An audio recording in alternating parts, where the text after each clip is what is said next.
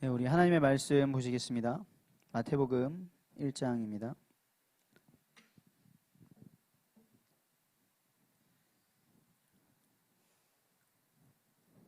마태복음 1장 1절 2절과 16절을 함께 보도록 하겠습니다. 다 찾으신 줄 알고 우리 합독하시겠습니다. 아브라함과 다윗의 자손 예수 그리스도의 계보라.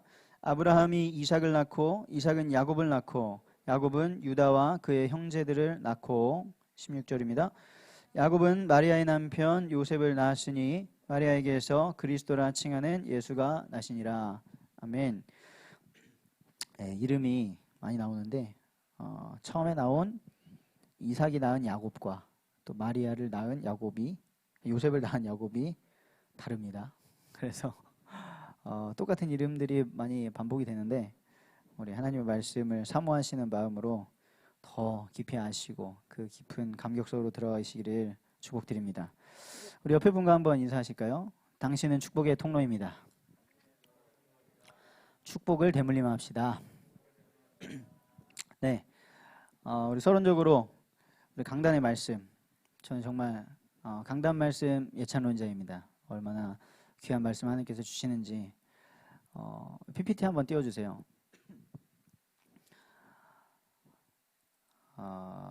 우리 강단의 말씀을 가지고 언약의 말씀, 성취될 언약의 말씀을 가지고 우리가 무엇을 선택하며 살아가야 되는지, 이번 한 주간도 어떻게 살아가야 되는지 굳게 붙잡으시길 바랍니다. 먼저 하나님이 주신 오늘 언약이 무엇입니까? 뿅. 언약, covenant. 네, 나왔습니다. 언약이 뭐죠? 이번 주에 우리가 받은 말씀 제목이 뭡니까?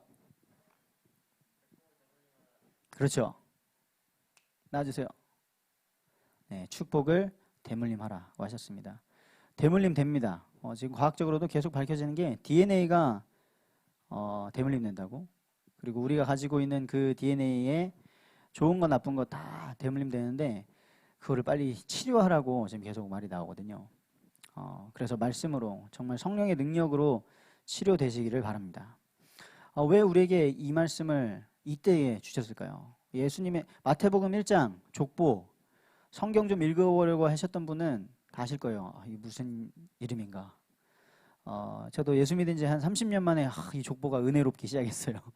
그전에는 안 틀리고 읽으려고 막 가정에서 한 절씩 돌아가면서 읽을 때도 있었고 교회에서 방학 때 성경 읽기를 한 적도 있었는데 이름 안 틀리고 읽으려고 다말에게서 베레스와 세라를 낳고 이렇게 읽었었던 기억이 있는데 이것이 얼마나 놀라운 비밀이고 축복이냐. 왜 이 시대에 다시 우리 교회를 통하여서 이 말씀을 주셨는가.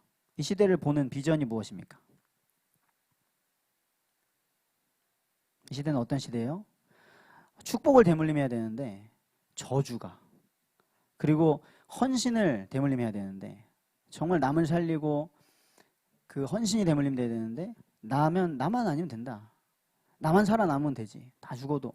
그런 이기주의가 대물림되고 있는 시대예요. 희한하게 그런 것만, 안 좋은 것만 배우고 대물림이 되더라고요. 그래서 우리는 한 번뿐인 이 일생 동안 어떤 꿈을, 무엇이 이루어지기를 꿈꾸면서 살아야겠습니까? 우리의 꿈이 뭐가 되겠어요? 살리는 가정, 살리는 가문이 되어야 된다. 그 언약과 복음과 헌신이 대물림되는 그런 가정을 꿈꾸시길 바랍니다. 여기 청년들은 다 다음 세대를, 가정을 결혼하시든 안 하시든 그거는 중요하지 않습니다. 교회다니까 결혼해야지. 우리 교회에서는 그게 합법적이잖아요. 우리의 리더께서 중요한 것은 담임 목사님은 가정을 이루시지 않았는데 전 세계에 살려놓으신 생명이 너무나 많아요. 우리가 그런 꿈을 꿔야 됩니다. 그래서 지금 우리와 함께 청년 때 준비해야 되는 게 뭐예요? 가정과 태영아 준비해야 되잖아요. 태영아를 수십 년간 사역하신 우리 한경희 전사님께서 같이 앉아 계십니다. 여러분들 기도하시면서 그런 꿈, 그런 응답 받으시기를 바랍니다.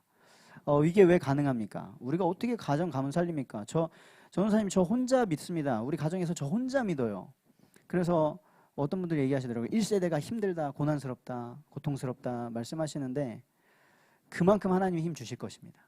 왜냐? 하나님께서 회복하신 하나님의 형상 이미지가 뭐예요? 우리가 저걸 꿈꿀 수 있는 우리의 신분이 무엇입니까? 복의 근원입니다.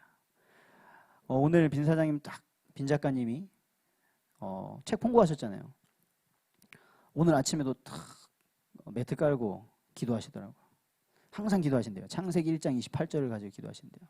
마땅히 우리가 누려야 될 축복, 생육하고 번성하고 충만하고 다스리고 정복하는 축복을 매일마다 생각하신다고 합니다. 이제 그 복을 받았을 때 하나님께서 복을 허락하시죠. 그러면은 이제 하나님께 질문하는 거죠. 왜 저에게 이런 복을 허락하셨습니까? 빈 작가님 굉장히 멋있는 말씀하셨어요. 저는 겸손하려고 하는 게 아니라 겸손할 수밖에 없습니다. 왜? 내가 한 게 없대요. 원래 1등은 그러잖아요. 1등은 나 공부 안 했는데, 나 교과서밖에 안 봤는데 나 공부 못했어. 그런데 막 되잖아요. 다 이유가 있죠. 그런데 하나님께서 그 복을 허락하신 이유, 이 축복을 대물림하라고, 축복을 흘려보내라고 우리에게 복을 허락하시는 줄 믿습니다. 천하 만민이 너희를 통하여 복을 받을 것이다 라고 약속하셨습니다. 그 약속을 굳게 붙잡으시기 바랍니다. 이 약속 붙잡고 우리가 이번 한 주간 무엇을 실천해 봐야 될까요?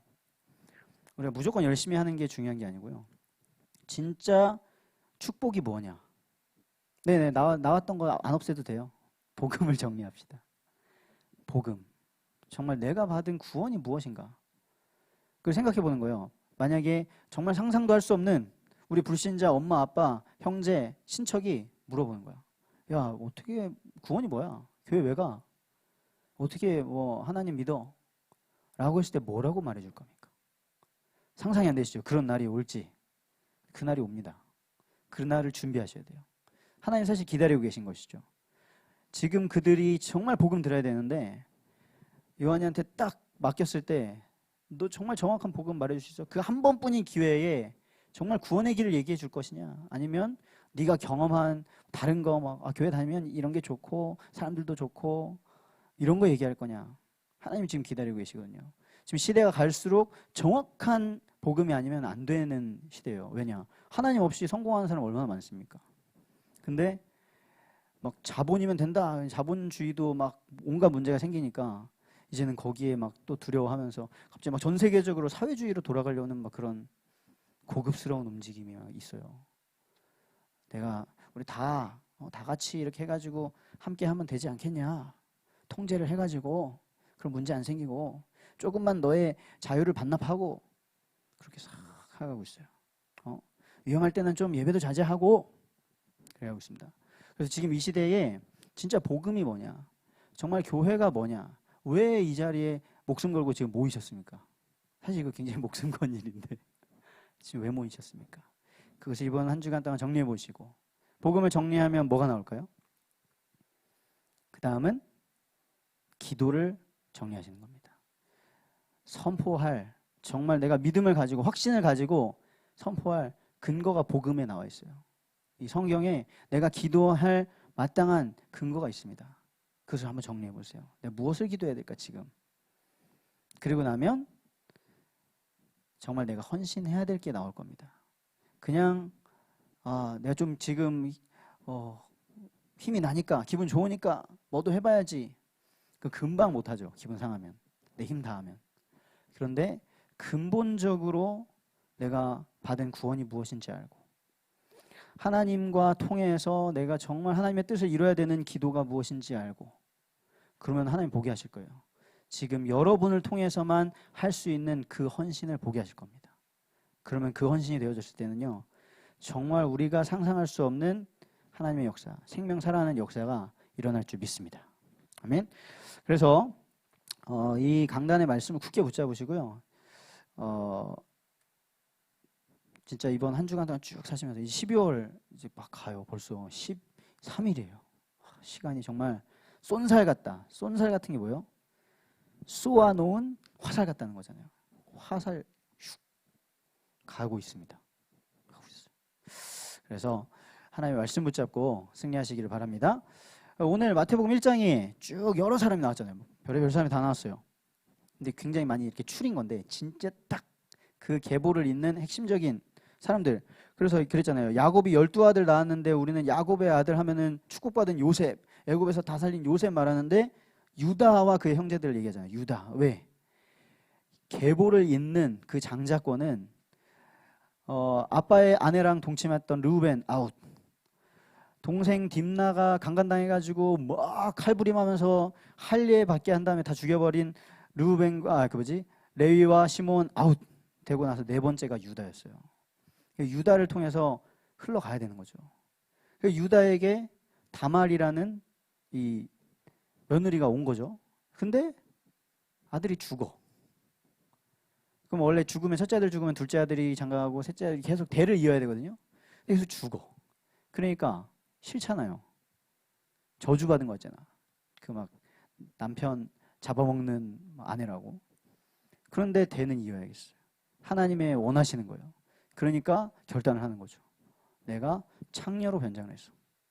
시아버지와 동침을 해가지고 씨를 이어야겠다. 어떻게 진짜 그런 생각을 할 수 있을까? 생각하는 것도 그렇고 그걸 결단할 수 있을까? 우리 한 번씩 그러잖아요. 하나님이 원하시는 게 분명히 이건데 하나님 이거 지금 헌신하라고 하시는데 못하겠다. 기도해야 되는 거 알겠는데 못하겠다. 새벽에 일어나면 좋을 것 같은데 못하겠다 나오잖아요. 근데 이 다말이 실천을 한 거죠. 그리고 그 씨로 이어가는데 하나님께서 그리스도의 계보에 들어가는 그런 응답을 허락하셨습니다. 자, 근데 여기 다양한 사람들이 나오는데 이 마태복음 1장 계보에 나오는 예수님의 계보에 나오는 사람들의 공통점이 뭔 것 같아요? 공통점은요, 다 죽었어요. 이름이 나왔는데 다 죽었어요. 대단한 사람들인데 아브라함, 다윗 대단한 사람들인데 다 죽었습니다. 천주교에서는 동정녀 마리아의 성모 마리아의 무호설을 얘기하면서 마리아도 승천했다 막 이러는데 그런 건 성경에 없고요. 다 죽었어요. 그 불변의 진리죠. 모든 사람은 다 죽습니다. 그런데 이 계보에 있던 사람들 중에 특히 오늘 담임 목사님께서 강단에서 말씀하신 그 믿음의 사람들은 어떻게 했습니까? 한 번 죽는 인생에서 가장 가치 있는 일에 목숨을 걸었습니다. 여러분의 목숨 한 번입니다. 여러분의 생명 하나예요. 어디에다가 걸고 사시겠습니까? 아브라함은 어떻게 했어요? 75세 노인인데 그때 족장 시대 때 다 같이 모여서 살아야 먹고 사는 그 시대에 하나님 말씀대로 고향을 떠나버렸습니다. 아버지를 떠났어요. 그 유다의 며느리 다말 어떻게 했어요? 창녀로 변장을 하고 시아버지와 동침하여서 대를 이었습니다. 그때 뭐라고 합니까? 시아버지가 소문 듣고 당신 며느리 다말이 임신한 것 같아요. 그러니까 이런 불태워버리래 며느리를. 불태워버려. 근데 자기 씨야. 그러니까 뭐라고 하냐? 다말이 나보다 의롭다. 이렇게 말해요. 빠른 인정이 필요합니다. 빠른 인정. 라합은 무엇이었어요? 기생이었는데 아마도 그 거대한 여리고성에 신전의 창녀가 아니었겠나. 그러니까 신들을 알죠. 근데 진짜 신이 나타난 거예요. 이스라엘을 애굽에서 불기둥 구름기둥으로 10가지 재앙으로 홍해를 가르고 인도한 진짜 신이 있는 거예요. 여호와 신. 상천하지의 유일한 신. 그래서 이거는 여기에 내가 목숨을 걸어야겠다. 그 정탐꾼들을 숨겨주고 그 정탐꾼 중에 한 명이었던 살몬과 결혼을 해서 예수님의 계보를 잇는 어마어마한 역사가 일어났습니다. 룻은 누굽니까? 모압 여인, 이방 여인이에요. 그런데 결혼해서 들어왔는데 시아버지가 돌아가셨어요. 자기 남편이 죽었어. 자기 아래 또 다른 그 며느리 있었는데 또 그 남편도 죽었어요. 여자만 남았네. 시어머니 나오미가 야 너희들 고향으로 돌아가라. 괜찮다. 나는 내 고향으로 돌아가겠다. 근데 그때 룻이 시어머니를 따라갑니다. 나오미를. 그리고 어머니의 하나님이 나의 하나님입니다. 어머니의 백성이 나의 백성입니다. 이러면서 따라가요. 굶어 죽을 수도 있는데. 그리고 마리아. 동정녀 마리아. 우리 성탄 때마다 생각하는 동정녀 마리아. 처녀 잉태. 처녀가 임신했다는 것. 그때 드러나면 돌 맞아 죽을 일입니다. 그런데 그 가치를 아는 거예요. 두려워해요.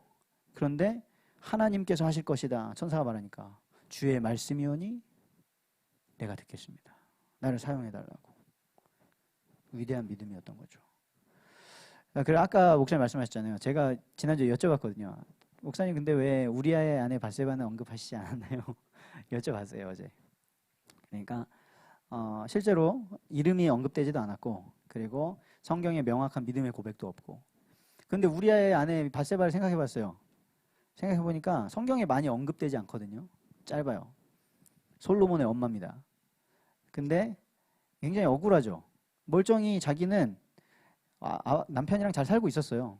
근데 어느 날 목욕하고 있는데 그걸 왕이 본 거예요. 왕 다윗 왕이. 그리고 불러왔어. 그리고 잤어요. 왕의 힘으로 권력 남용. 지금으로 말하면 탄핵감이야. 탄핵감. 근데 그렇게 임신해가지고 근데 그 아들을 낳았는데 그 아들은 또 죽어요. 첫째 아들은. 얼마나 억울합니까? 남편도 우리아라는 그 사람은 되게 신실한 사람이었어요. 죽어요. 다윗이 아주 계략을 써가지고. 얼마나 억울합니까? 그런데 제가 그 짧은 언급되는 것에서 봤는데 원망하는 말이 하나도 없더라고요.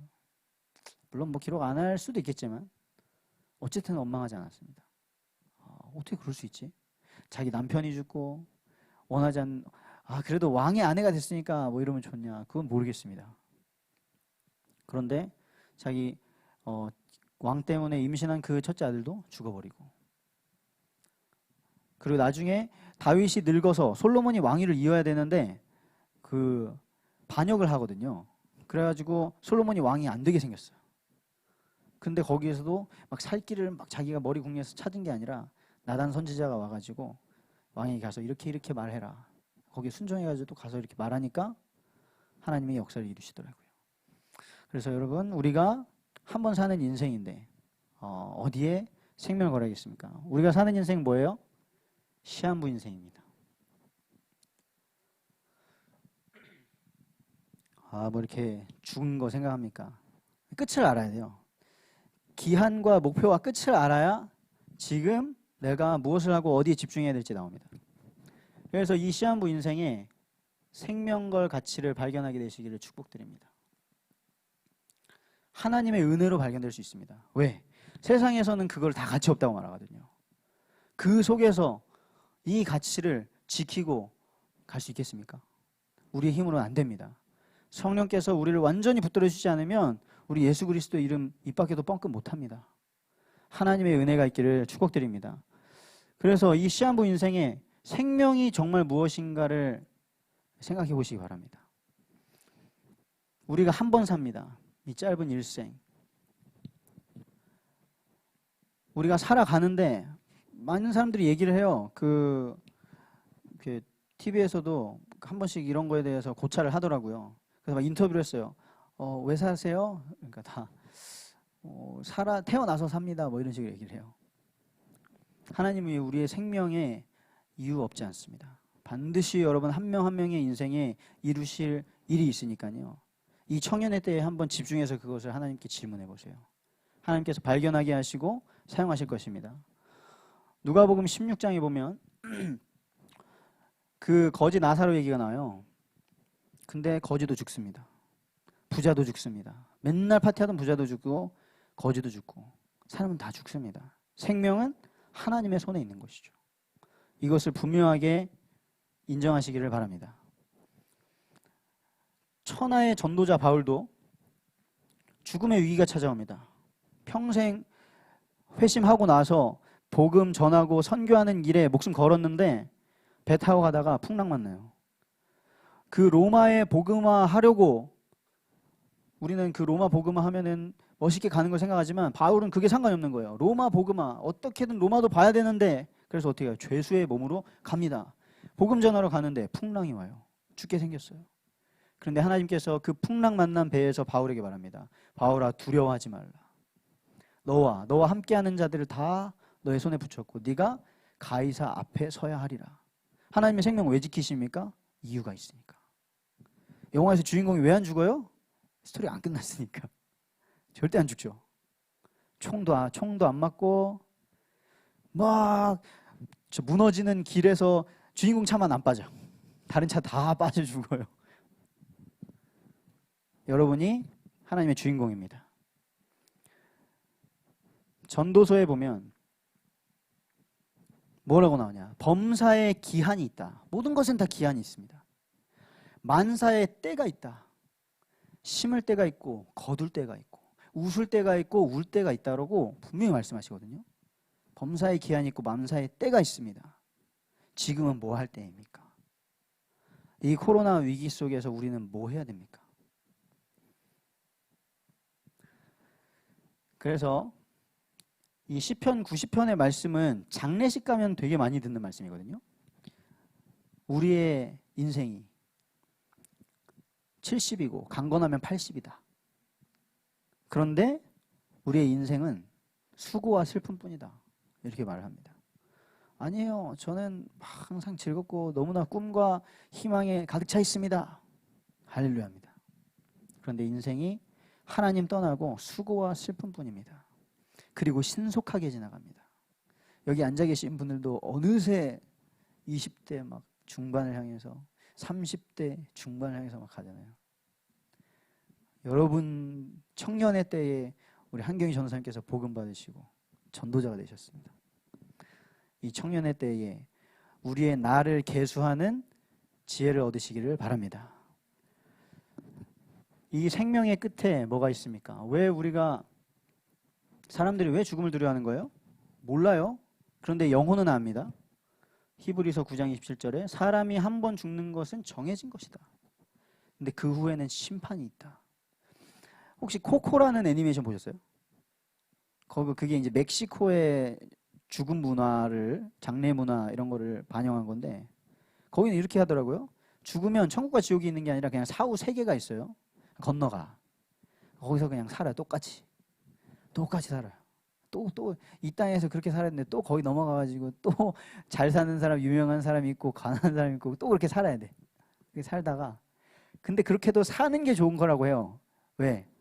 만약에 이쪽 세상에서 그 죽은 사람을 기억하지 않으면 아무도 기억하는 사람이 없으면 소멸한대요.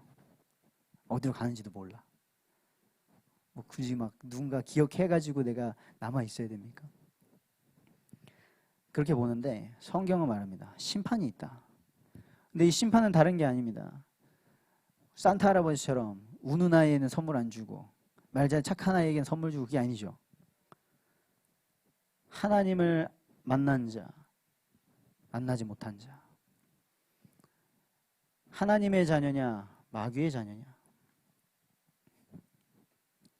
마귀의 자녀는 멸망이다. 그리고 심판, 지옥이 있다. 이 땅에서 하나님을 만난 자, 하나님을 믿은 자, 하나님의 자녀, 하나님이 계신 천국으로 간다. 구원받은 것이다. 많은 사람들이 그 얘기를 한 번씩 해요. 예정론에 대해 말씀하십니다. 구원받을 자 예정되고 그러면 예정 안 된 사람은 어떻게 되는 겁니까? 그건 하나님의 손에 있습니다. 우리는 그걸 따질 게 아니고요. 그런 말이 나오는 이유가 나의 구원의 확신에 이 지금 질문을 돌려서 말하는 거거든요. 근데 여러분 하나님의 말씀이 근거입니다. 제가 여러분들 다 구원받았습니다 했다고 구원받은 게 아니에요. 그죠? 담임 목사님께서 너는 구원받았네. 딱 보니까 구원받았네 해서 되는 게 아니잖아요. 류 목사님이 말한다고 되는 게 아니잖아요. 하나님의 말씀에 예수가 그리스도 되심을 마음에 믿고 입으로 시인하면 구원받는다. 영접하는 자, 곧 그 이름을 믿는 자들에게는 하나님의 자녀가 되는 권세를 주셨습니다. 아멘. 그 자가 하나님이 계신 천국에 가는 것이죠. 사실 우리는 영적인 존재이기 때문에 영원히 갑니다. 그런데 영원한 벌석으로 들어가느냐, 영원한 생명 속으로 들어가느냐, 그 차이죠. 자, 천국에 상급이 있대요. 근데 무엇이 천국의 상급일까요? 천국 가서도 막 등수 매기겠습니까? 천국 가서도 와, 저 사람은 10,000명 정도, 저 사람 10만 명 정도, 랭커들이 나옵니까? 천국 가서도 후회할까요? 내가 더 할 걸, 내가 더 잘 열심히 살 걸. 천국 가서도 후회할까요? 천국 가서도 부러워할까요? 아, 내가 선진이처럼 더 선포했어야 되는데, 내가 지범이처럼 더 복을 누렸어야 되는데, 이렇게 부러워하고 후회할까요? 진짜 상급은 그리스도를 온전히 알게 되는 것이 진짜 상급인 줄 믿습니다. 여기에서는요, 온전히 알 수가 없어요. 그런데 성경에서 말하죠. 그때가 되면 하나님을 대면할 것이다. 페이스 투 페이스로 알게 될 것이다. 하나님께 가장 이렇게 붙들려 맞았던 모세도 그랬잖아요. 너가 나 보면 죽어. 그래서 모세를 바위 틈에 들어가게 하시고 가리시고 지나가신 다음에 하나님의 영광을 보게 합니다. 전 상상이 안 돼요. 그게 어떤 걸지. 하나님의 은혜로 우리가 알게 돼야 되는 줄 믿습니다. 그래서 복음을 누려야 됩니다. 중직자 대회 때 1강 때 말씀하셨잖아요. 복음을 가졌어요. 우리가 복음 가졌어요. 지금 다만 우리가 아직 복음을 누리지 못하고 있는 겁니다. 그 복음을 누리는 은혜가 있기를 바랍니다. 문제 앞에서, 특히 사건이 일어날 때, 특히 내한테 손해가 올 때, 나에게 문제가 닥칠 때 복음을 선택하시기를 축복드립니다. 그 복음화의 흐름 속으로 들어가시기를 축복드립니다. 어떻게 구원받습니까? 복음을 이번 한 주간 꼭 정리해 보시기를 바랍니다. 그래서 우리를 여기에서 여기로 옮기시려고 예수 그리스도께서 오신 거잖아요. 예수님의 탄생, 그거를 뭐라고 하죠? 이 거룩한 탄생을 성탄. 예수 그리스도의 탄생이 현성하게 썼어요. 최고의 선물이다. 여러분이 조금 더 똑똑하고 조금 더 예쁘고 잘생기고 조금 더 가진 것이 하나님이 더 복 주신 게 아니고 예수 그리스도의 생명을 여러분들에게 알게 하시고 여러분이 가진 모든 것을 통해서 그 그리스도를 증거하시는 게 최고의 축복인 줄 믿습니다. 이 예수님이 왜 오신 거예요? 왜 그 동정녀 마리아를 통해서 오신 겁니까? 마가복음 10장 45절에 인자가 온 것은 섬김을 받으려 함이 아니요 도리어 섬기려 하고 많은 사람의 대속물로 주려 함이라. 우리를 죄를 담당하시려고 오셨습니다. 요한일서 3장 8절에 하나님의 아들이 나타나신 것은 마귀의 일을 멸하려 하심이라. 마귀의 일, 아무도 막을 수 없는 그 마귀의 일, 아무리 대단한 업적을 이루어도 막을 수 없는 그 마귀의 일을 멸하려 그리스도가 오신 줄 믿습니다. 저의 인생은 어디로 가는 겁니까? 요한복음 14장 6절에 내가 곧 길이요 진리요 생명이니 나로 말미암지 않고는 아버지께로 올 자가 없느니라. 그리스도께서, 예수님이 오셔서 그리스도가 되셨습니다. 이 땅에 살아가시면서 한 번뿐인 인생, 끝이 있는 인생에 정말 생명 걸 그리스도의 가치를 발견하시기를 축복드립니다. 그래서 결론입니다. 생명 걸 가치. 지금 이 젊은이의 때에 우리가 생명을 걸어야 될 게 뭘까요? 영끌 해가지고 집을 사야 됩니까? 영혼을 끌어모아야 돼가지고 해야 될 게 뭘까요? 진짜 영혼 끌어모아야 되잖아요. 저 우리 청년들 보면서 정말 많이 배우고 참 우리 청년부에 제가 있다는 게 진짜 감사합니다. 저를 돌아보게 되고 영혼까지 끌어모아가지고 우리 청년들, 저와 우리 청년들이 해야 될 게 뭡니까? 복음화. 모든 부분에 예수 그리스도가 인정이 되고 감사하게 되는 복음화에 우리 인생을 걸게 되시기를 바랍니다. 옆에 분과 한번 인사합시다. 한 번 사는 인생 복음을 누립시다. 그런 우리 카이로스 청년 되기를 축복드립니다.